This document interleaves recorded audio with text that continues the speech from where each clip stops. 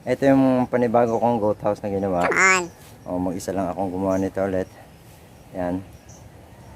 Ayan.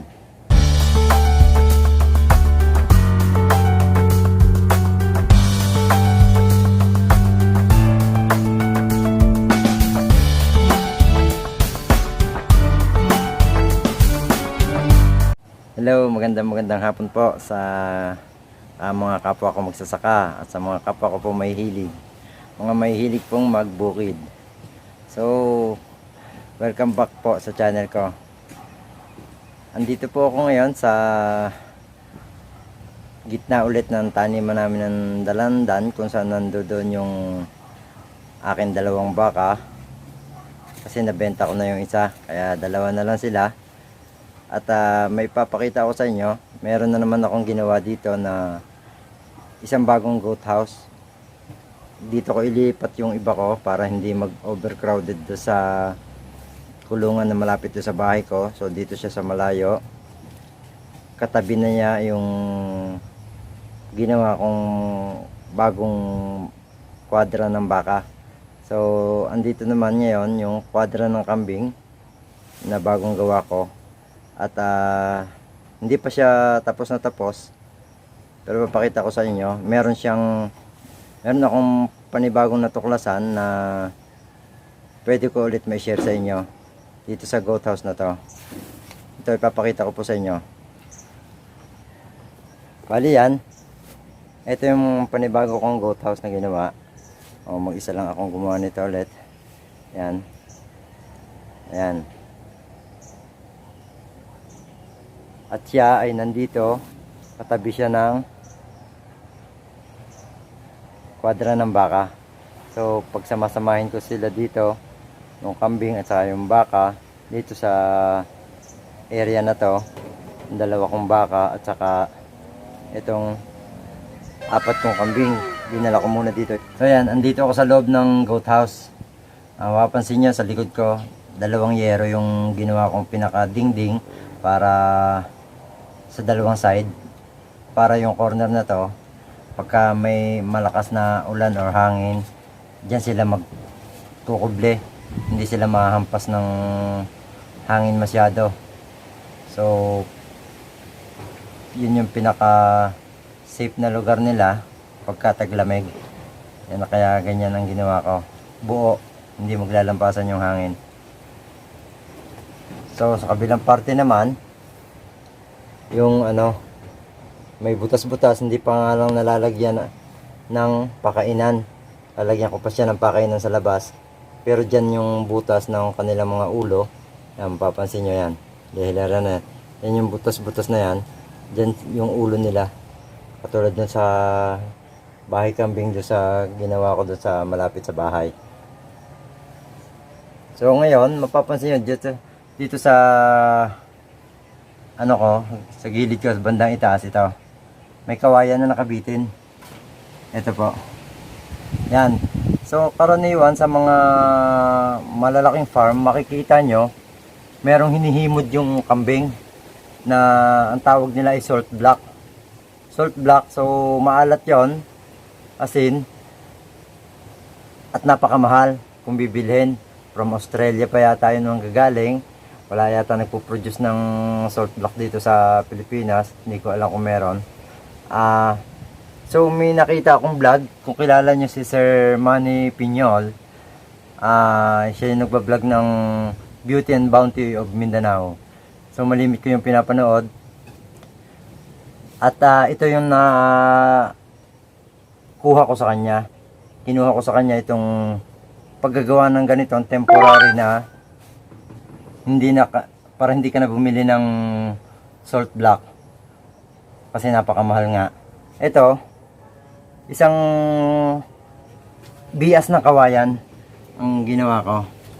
Yan, isang bias ng kawayan, tapos may butas siya sa ibabaw, mapapansin nyo meron siyang butas sa ibabaw. Ayan, nilalagyan ko siya dito, ko hinuhulog yung asin. Then, bababa siya dito. May butas din siya dito sa baba. Sa parting baba. Then bubuhusan mo ng konting tubig para matunaw yung asin. Then ito, magkakaganyan siya. Aalat yan. Hihimudin niya ng kambing. Parang siya na yung magsisilbing salt block. So, ano talaga, yung effective naman, kasi talagang mamaya pakita ko sa inyo kung paano siya hinihimod ng kambing pagka umakyat na sila dito. Pag dinala ko galing doon sa pastulan, ihimudin nila to. Ito yung magsisilbing pampalasa sa kanilang bunganga para ganahan sila kumain ng damo lalo. Yan. So itong butas na to, dito lalabas pag natutunaw yung asin, kumakatas siya dito. Yan, mapapansin nyo dito. Yan, lalabas sa butas na to yung konting natunaw na asin, or nag-ano din siya, lumalabas din siya ng pakunti-kunti habang tumatagal dito sa puwet ng ng kawayan na to. Yan, so hinihimod dito palagi ng kambing kasi lagi siyang maalat itong parting ito. Yan, mapapansin nyo, nagmo-moist siya na maalat ito sigurado. Itong moist niya na to. Yan, yan, ito yung pag-akyat ng kambing, pag sanay na sila, yan, yung hihimudin kaagad nila ito. Yan. Ito hanggang dito, parte na to, kung saan may asin, umaalat yan. Yan, parte yan, hinihimod nila yung paikot. So, yun yung namana ko kay Sir Manny Piñol. Maraming salamat. At hindi ko na kailangan bumili ng salt block para sa mga alaga kong kambing. So, ito, kaya ko binlag na to para sa, dito lang sa temporary salt block na to. Ito yung pinaka salt block muna natin habang tayo ay hindi kaya bumili ng original na salt block talaga. So ito yung salt block natin mga Pinoy para sa alaga nating kambing, kasi backyard racer lang naman tayo, hindi tayo talaga malaking farm pa, so hindi natin kayang i-afford. So ma-advise ko doon sa mga nagbabackyard race ng kambing, ito po, pwede nyo po itong gamitin, magsilbing salt block nila. Yan, ganyan lang po, kasimple. Bubutasan nyo sa taas. Yan, may butas itong taas na to. Dito, mapapansin nyo, yan, pinakita ko kanina. Butas yan, taas nyan. Yan, siya. Ay, hinuhulugan ko ng asin. Then ito, may butas din siya dito. Yan siya lalabas pag binusan nyo ng konting tubig. Kakatas yan dito. Ayan, ito yung hihimudin surface nito ng inyong alagang kambing. So, pampalusog din ng, pampatibay din, ayo din ng mga kambing natin yung asin na nahihimod nila dito. So, yan po. Maraming salamat. At na panood nyo itong aking vlog na to. Magsilbing din doon sa mga nagpa-farm ng kambing na pwede nilang gamitin ito.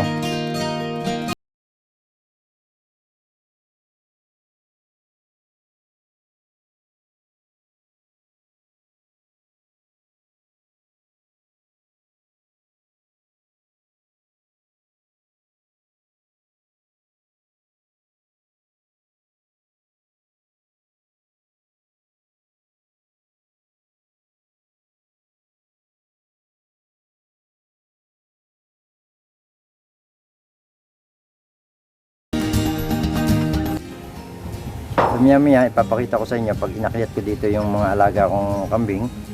Ipapakita ko sa inyo kung paano nila hinihimod yung ating pinaka salt block na yan na isang bias ng kawayan. Yan, para makatipid po tayo. Yan lang po ang advice ko sa mga backyard race, pwede pong yan ang gamitin. Bali, technology po ni Sir Manny Piñol. Maraming salamat. Saludo kay Sir Manny Piñol. Napakaganda na kanyang mga sinishare din. Kaya kinuha ko tong isa niyang idea na to. So maya lang ipakita ko sa inyo yung pag kinuha ko na sila galing pastulan, aking mga kambing, pag akyat nila dito, ihimudin nila yan.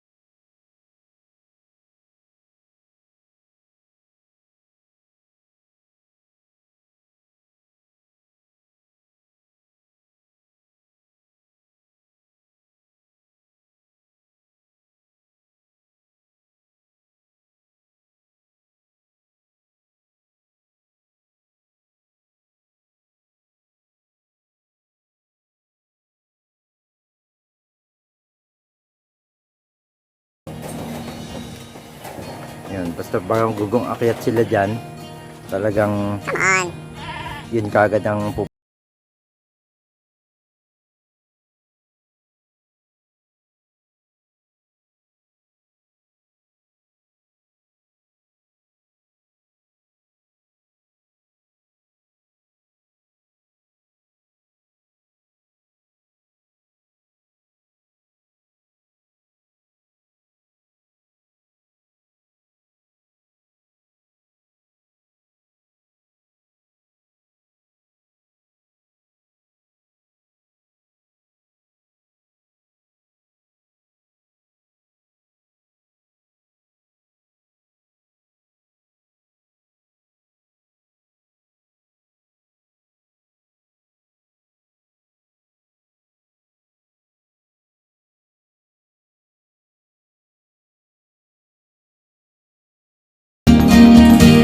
na lang po muna yung vlog natin for today. At least napakita ko sa inyo yung technology na minana ko kay Sir Manny Piñol, na dahil wala tayong budget pambili ng salt block.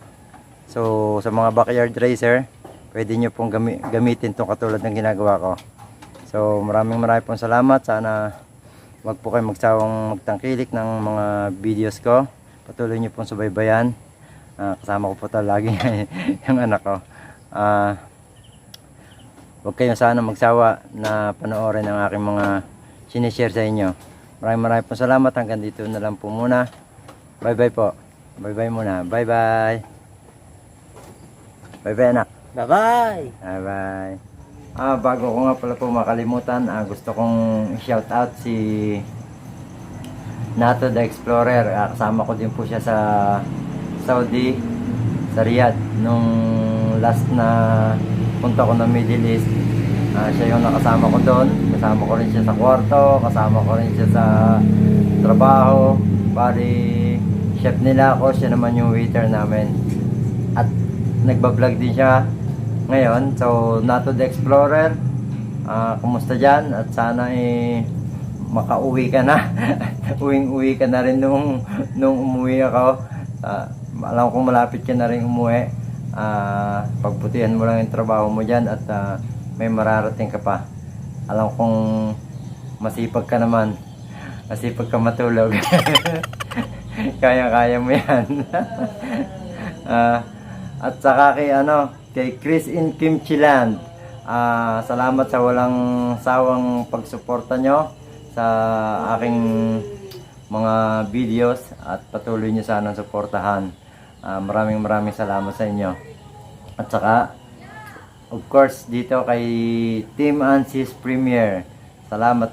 Maraming din pong salamat. Shoutout sa iyo. Maraming salamat sa inyong suporta sa araw-araw na panonood nyo din ng mga vlog ko. Maraming pong salamat. Bye bye. Salamat sa inyo lahat.